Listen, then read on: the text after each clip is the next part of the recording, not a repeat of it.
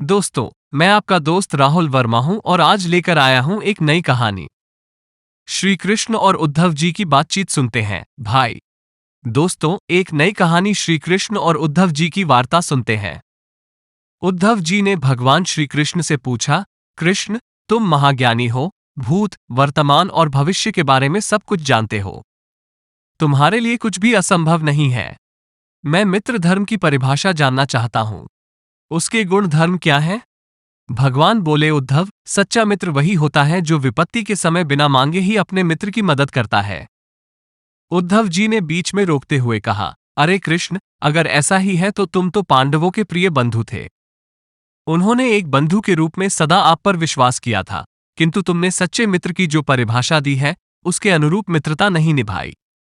तुम चाहते तो पांडवों के जुए में जीत सकते थे। तुम्हें धर्मराज युधिष्ठिर को जुए में नहीं खेलने देना चाहिए था। ठीक है, तुमने उन्हें नहीं रोका, लेकिन अगर तुम चाहते तो अपनी दिव्य शक्ति का उपयोग करके धर्मराज के पक्ष में भी जीत सकते थे। लेकिन तुम्हारे भाग्य ने तुम्हें धर्मराज के पक्ष में नहीं जीतने दिया। आप कम से कम उन्हें धन, राज्य और अपनी इज्जत हारने के बाद भी रोक सकते थे। उसके बाद जब धर्मराज ने अपने भाइयों को जुए में लगाना शुरू किया, तब तो आप सभाकक्ष में पहुंच सकते थे। पर आपने तो उस वक्त भी कुछ नहीं किया। जब दुष्ट दुर्योधन ने पांडवों को भाग्यशाली कहते हुए द्रौपदी को दांव पर लगाने के लिए उकसाया और जीतने पर हारा हुआ सब कुछ वापस कर देने का लालच दिया, तब भी आप हस्तक्षेप कर सकते थे।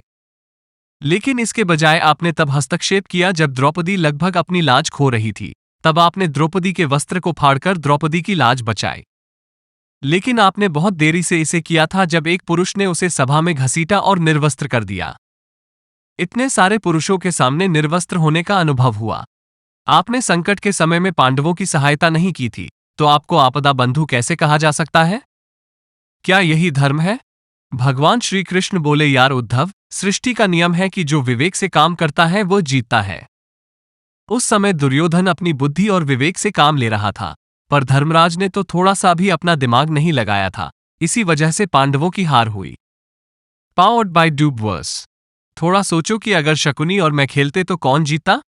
500 के अंक उसके अनुसार आते या मेरे अनुसार, चलो इसे छोड़ो। उन्होंने मुझे खेल में शामिल नहीं किया, उसके लिए तो मैं उन्हें क्षमा करता हूं, लेकिन उन्होंने विवेकहीनता से एक और बड़ी गलती की जब वे मुझसे प्रार्थना करने लगे कि मैं तब तक सभाकक्ष में नहीं आऊंगा जब तक कि मुझे बुलाया न जाए, क्योंकि ये उनका दुर्भाग्य था कि वे मुझसे छुपकर जुआ खेलना चाहते थे। इस तरह उन्होंने मुझे अपनी प्रार्थना से बांध दिया। मुझे सभाकक्ष में आने की इजाजत नहीं थी, फिर भी मैं कक्ष के बाहर बहुत समय तक इंतजार कर रहा था कि मुझे कब बुलाया जाए। पांडव जुए में इतने डूब गए थे कि भीम, अर्जुन, नकुल और सहदेव सब मुझे भूल गए थे और मुझे बुलाने के बजाय वे अपने भाग्य और दुर्योधन के साथ जुआ खेलते रहे।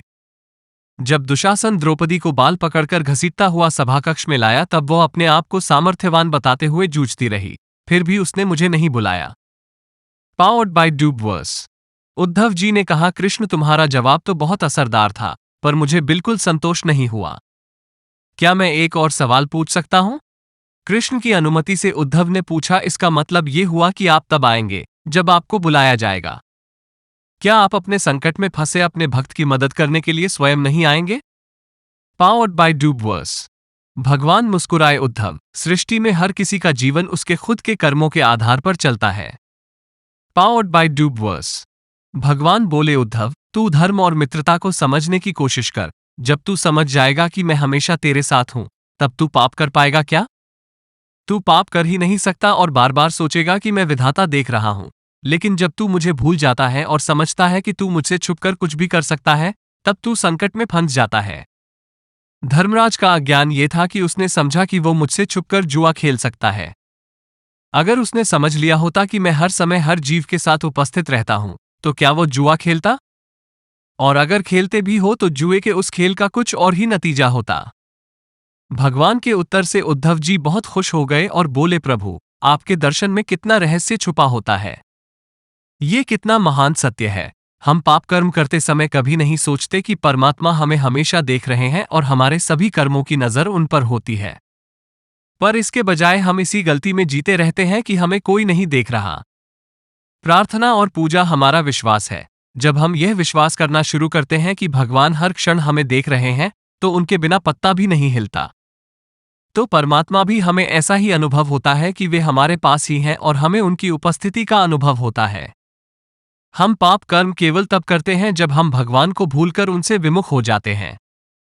जय जय श्री राम। जय हिंद। सदैव प्रसन्न रहो। जो मिल जाए वही पर्याप्त है। चैनल सब्सक्राइब करो, लाइक करो और कमेंट करो। इन जय चैनल पर बने रहो। फिर मिलते हैं एक नई कहानी के साथ।